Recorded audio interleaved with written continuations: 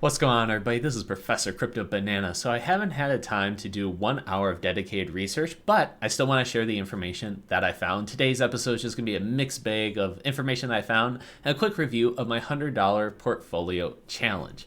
So before I get started, I gotta let you know, hey, I'm not a financial advisor. This is not financial advice. Everything in this video is just for entertainment and educational purposes only. Please do your own research because I could be making some mistakes, and keep in mind that crypto is risky. Okay, so let's talk about Phantom and Deus. So Phantom, not looking so hot. There's been a lot of FUD that's been happening, as well as Bitcoin, so that hasn't been really helping out. But Deus has been doing craziness on the charts. So 4 days ago, so March 7th, today is March 11th.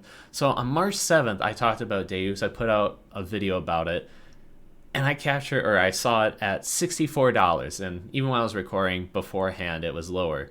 So I was like, oh man, this is really taking off. Maybe I missed my entry. Not sure. It's now at the time of recording, $287. And it's like, oh my goodness. Oh, I missed the position, didn't get in. But as I say, this is not Pokemon. I can't catch them all.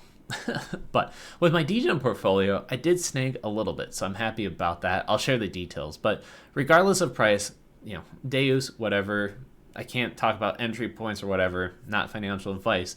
But with the price doing so well, with the crypto markets going down, it does warrant my time to do more research. I know that they came out with a white paper just recently, like a newer one, a new version. There we go. So I want to read it. It seems as if it's a deep dive, a lot about DeFi, some of the Luminomics. So if you know about Luna, if you get into UST, it burns some of the Luna token. So then it's the supply and demand. Well, Deus and their stablecoin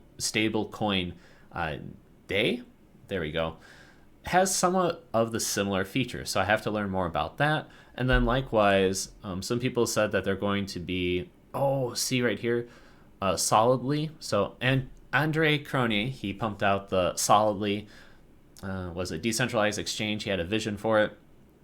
But then later on, he decided to step away from DeFi and coding and everything. And the community definitely got impacted by that. There was so much that happened. I'm not going to go over all the details. However, Deus did step up and say, oh, hey, we'll build up the UI. So they created SOLIDLY.VISION. And in addition, they seem to be capturing a lot of the liquidity or the votes and the bribes here. So they're at about, here, let me expand this out for you, like 11%. The first position is 0xD. So some people are telling me, yeah, they're capturing a lot of these votes and the liquidity and the rewards right here. So I can definitely see it where people are buying up the Day and the Deus token in order to get some of the solid rewards, as well as just people seeing that on different chains. Because Deus is not only on Phantom, it's on multiple different blockchains as well. So potentially, maybe it tanked a little bit on the Phantom side at one point, but then it's on different blockchains, so perhaps it wasn't as impacted. Not sure, but I'm going to do more research on that. Likewise, I've been talking for the last few days, multiple days now, about FNFTs. I'm doing my research. I think that this is personally going to be big. I want to learn about it. So even if the market's down, I want to learn. I want to position myself and be prepared to know more information about it. It takes time. So I was just curious. I looked at YouTube. I did a quick search for FNFTs right here. And dude, I'm like the only one that's talking about this. So I'm not sure if I'm going down a really weird path that may not pan out, or I'm super early and hey, I can then be in a position to draw diagrams and talk about this more. I definitely want to talk to different projects such as Byte Masons and DeFi Finance just to get more information as to where they see this technology going and how this could play out. So I'd be very interesting. Speaking about like FNFTs, today Liquid Driver came out with their FNFT partnered with DeFi Finance. As my camera goes in and out, my apologies here. But yes, they got their own FNFT. So you can go to Liquid Driver, XLQDR tab. Now, I was under the impression that if I have XLQDR, I could then transition it to the FNFT. I was mistaken. In order to get an FNFT, you have to have unlocked Liquid Driver tokens. So just the regular LQDR, and then that creates the NFT, the smart wallet, etc. I'm like, oh, okay, that makes sense. I didn't know. I'm the type of person that I got to experiment, find out, and then later on I get a better understanding. Still pretty cool. This gallery section at the bottom, I think, represents your different amounts that you have locked. So you could actually lock it up for, let's say, a year, can lock it up for 2 years, different amounts, etc. So I think that's what this gallery portion is down below. All right, now let's take a look at my DEGEN portfolio. As I mentioned, my DEGEN portfolio doing quite well. My DeFi portfolio getting effing wrecked. That's just as simple as I can put it. So here's my DeFi portfolio.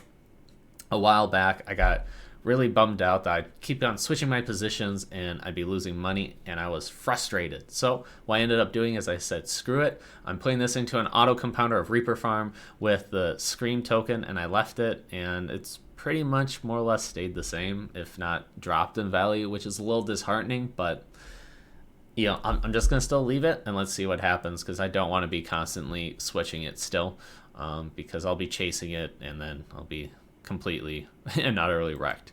But my DEGEN portfolio, I did a lot of different trades and it didn't work, especially with the drop that happened. So let's take a look here. I definitely was playing around with Miniverse and MShare, MV Dollar. It still tanked, didn't work well for me at that time. So that was like, that was unfortunate. But then later on, as a coping mechanism, because as I mentioned, I saw this around $40, $60 when this was bumping. It's down here. So in order to cope with the FOMO of this price happening right here, I said, I'm going to use my DEGEN portfolio to just get in on this to satisfy that need of that FOMO.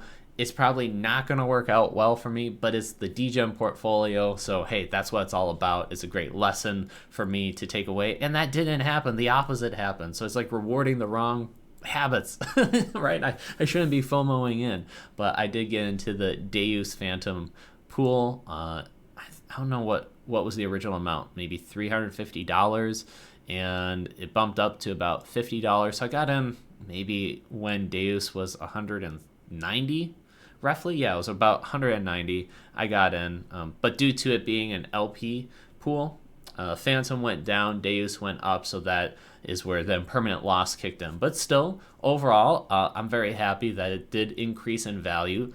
And I also got some DEUS rewards left in here currently just going because, dude, this is 2% per day.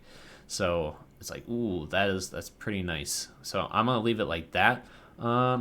In general. Oh yeah, so I also hit up the Liquid Driver Discord because I was curious to hear about what's happening with the bribes. So I know that FRAX and DEUS were doing bribes, if not still continuing to do bribes for the in-spirit votes. So in case you don't know, Spirit Swap, they have, if you lock up your tokens on Spirit Swap with the Spirit tokens, you can then vote for the emissions, right?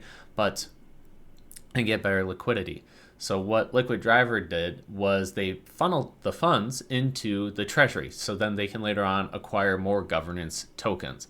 So I was like, okay, that was interesting, because I was thinking about the bribes. I was like, okay, where is it getting collected? Will it get distributed in just a lump sum? But the fact that they are, using that for the treasury in order to get more governance tokens, I can live with that. I think that's overall good, in my personal opinion. I like that because they made a good point. Typically with all the rewards, like 95% goes to XLQDR holders. So where are they going to get the extra funds to get the extra governance tokens in the future? So there's some speculation as to what will be the next one. They already got the Lin Spirit, right? The LI100. I don't even know how to pronounce that correctly, but you can see right here, LI100 for 100 Finance.